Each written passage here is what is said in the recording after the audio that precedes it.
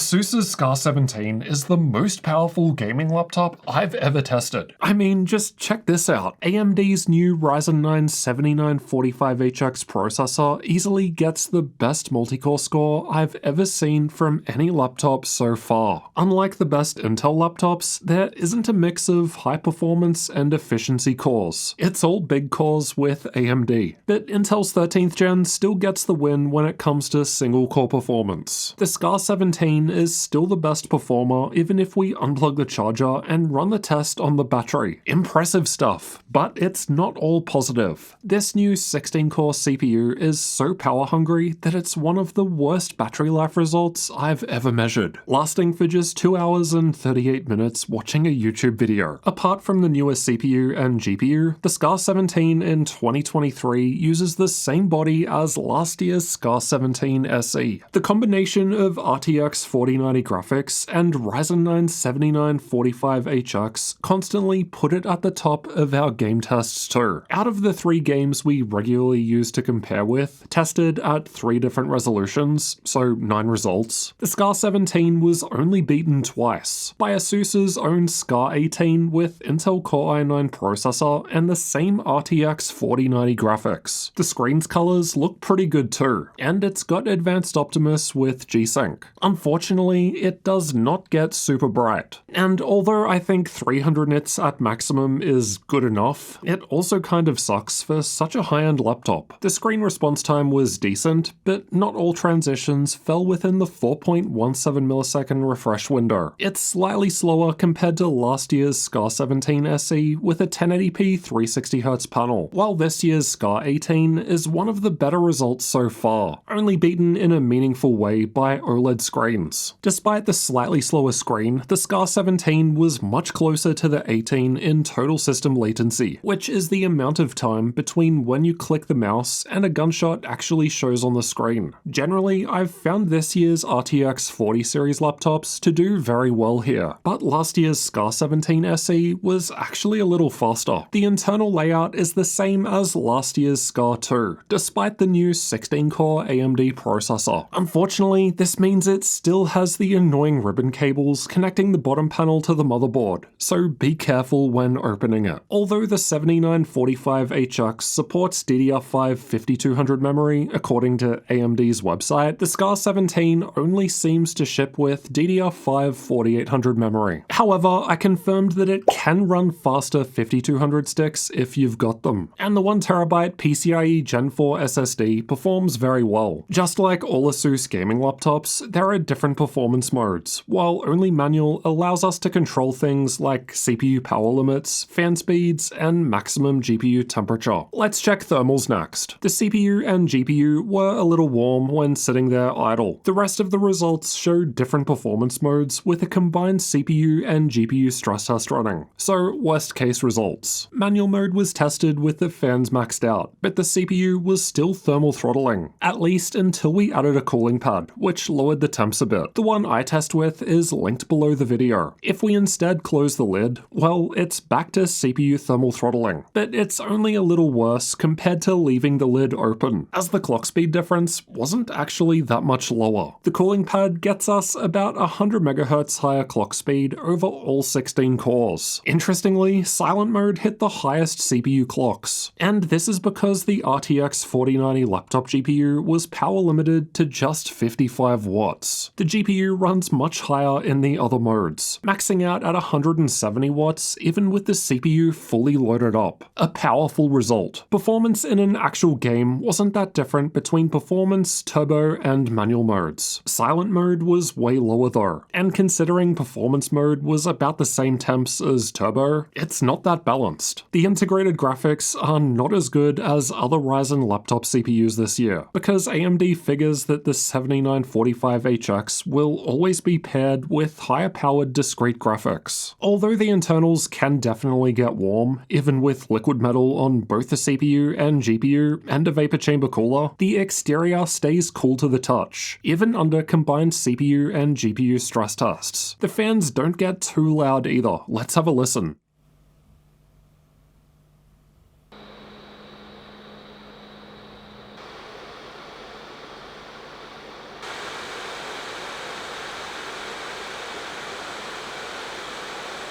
I mean, 53 decibels isn't exactly quiet, but many other top-spec laptops I've recently tested are more like 57 to 60, which is a fair bit louder. Top-end CPU and GPU means a great experience in content creation workloads too. The only exception is Adobe Premiere, which always seems to suffer when there's an AMD processor involved, presumably due to the Radeon integrated graphics, as Intel's iGPU enables quick sync. It might also just be that the 610M graphics don't perform well, as we saw in the game. Unlike last year's Intel-based Scar 17 SE, this year's AMD one had an excellent Latencymon result, and the speakers also sound great. The Scar series consistently have some of the best sounding out of any gaming laptop. Great, so AMD's 7945HX CPU offers super high performance, but is it worth the price? Pricing and availability will change over time, so check out the link below the video for updates. And if this laptop goes on sale, we'll be sure to add it to the gaminglaptop.deals website. We update that every day so you can get the best deal on your next gaming laptop. At the time of recording, the Scar 17 with the same specs that I've tested here goes for $3,500 US on Amazon, and it does seem to be a fair bit less compared to ASUS's Scar 18 with 4090 graphics but Intel processor. The lower tier RTX 4080 option is available for $600 less. But I mean, if you just want the CPU, you can get the 7945HX in ASUS's Strix G17, but with lower tier RTX 4060 graphics for $1,800 US. A bit pricey for a 4060. You're definitely paying for that beast of a CPU here. If you need the best possible multi-core performance in a portable package, then ASUS's Scar 17 with Ryzen 9 7945HX is worth considering. Just don't expect good battery life, which has traditionally been the norm from Ryzen-based gaming laptops. But that seems to change here with the 16-core chip. As for everything else about the Scar 17, like ports, RGB lighting, keyboard, touchpad, and more, well, again, apart from the new CPU and GPU, this year's Scar 17 is the same as last year's Scar 17 SE. So check out last year's review if you need any of those other details. Or check out this one instead, where I've compared the 7945HX in this laptop against Intel's i9-13980HX in the ASUS Scar 18. That video will answer once and for all who makes the best laptop CPU this year, Intel or AMD.